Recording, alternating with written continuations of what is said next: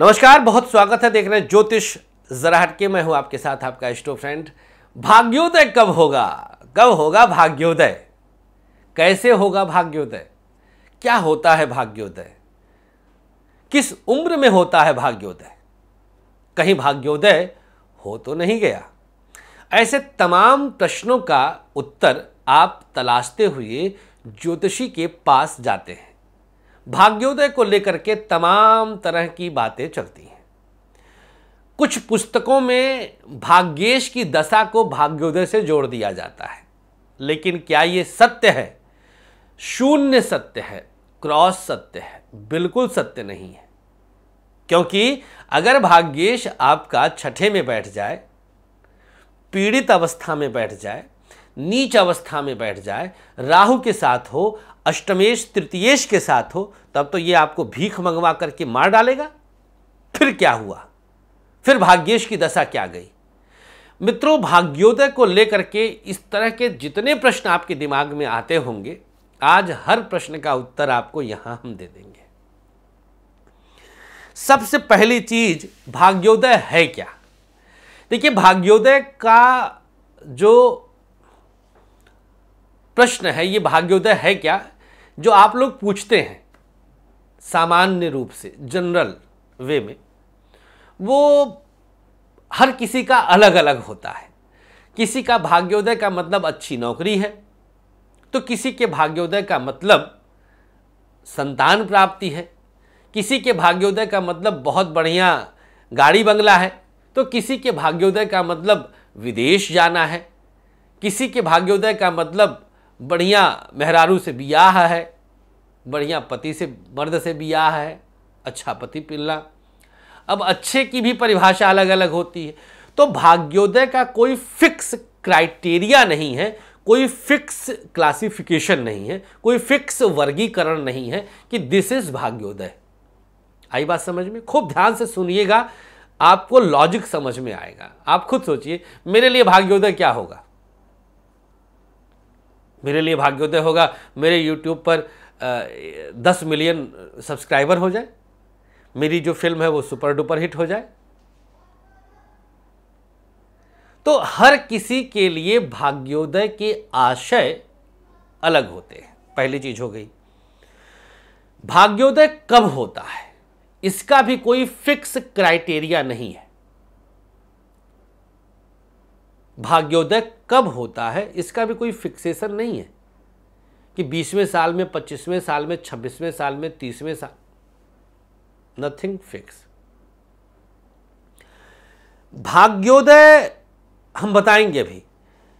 भाग्योदय किस अवस्था में होता है ये हमने बता दिया, भाग्योदय क्या होता है ये भी हमने बता दिया। भाग्योदय कैसे होता है? भाग्योदय कैसे में कोई मददगार आता है, कोई आपको सपोर्ट करता है।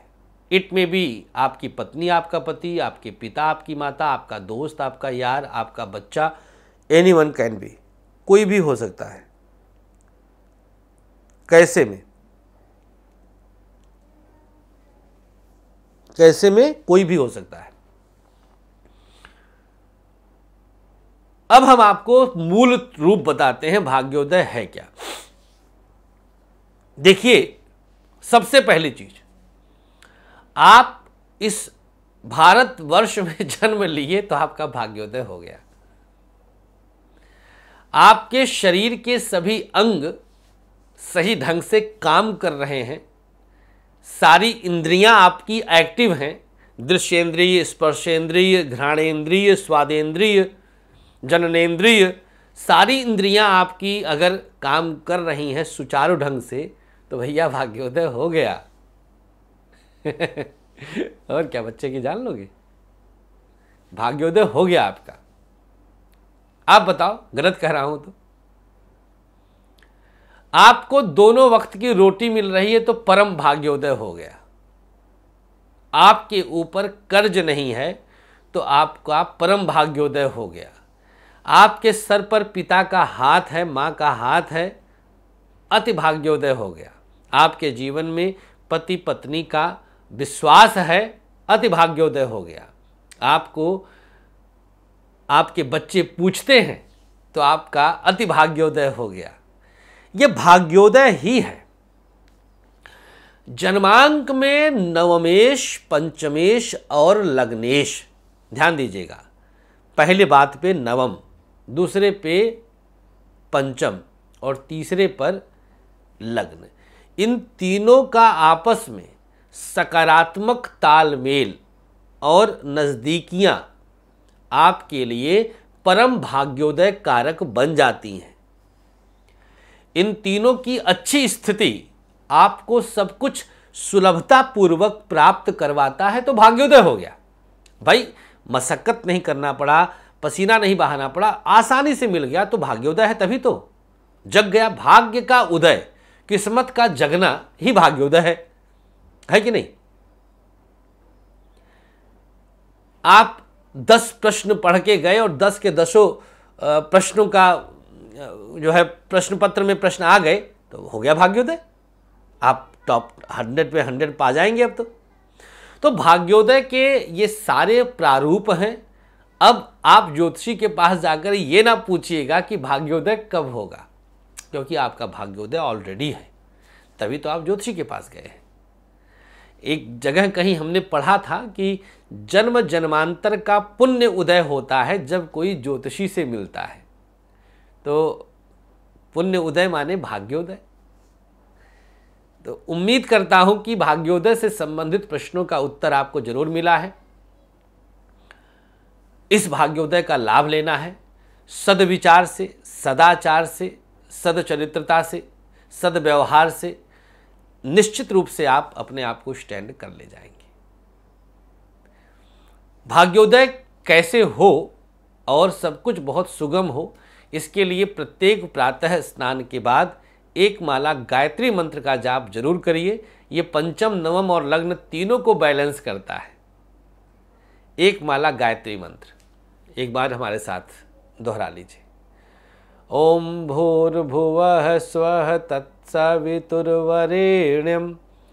भर्गो देवस्य धीमहि धियो यो नः प्रचोदयात्। जय मां गायत्री।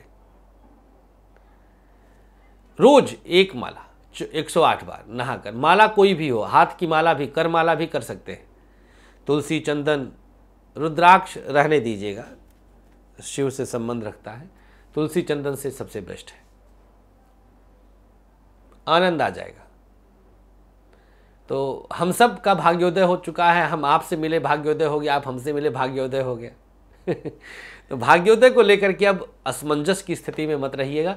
और भी अगर आपके कोई प्रश्न है, क्वेरी है, तो कमेंट बॉक्स में आप जरूर हमें करिएगा। हम आपका उत्तर, आपकी रिप्लाई जरूर करेंगे। बहुत बहुत आभार आपका। थैंक यू सो मच आपके इस पावन मोहब्बत के लिए, पावन प्रेम के लिए। 20 से 30 जून आप हमसे मुंबई में मिल सकते हैं और 18-19 जून आप हमसे गोरखपुर में मुलाकात कर सकते हैं। नमस्कार।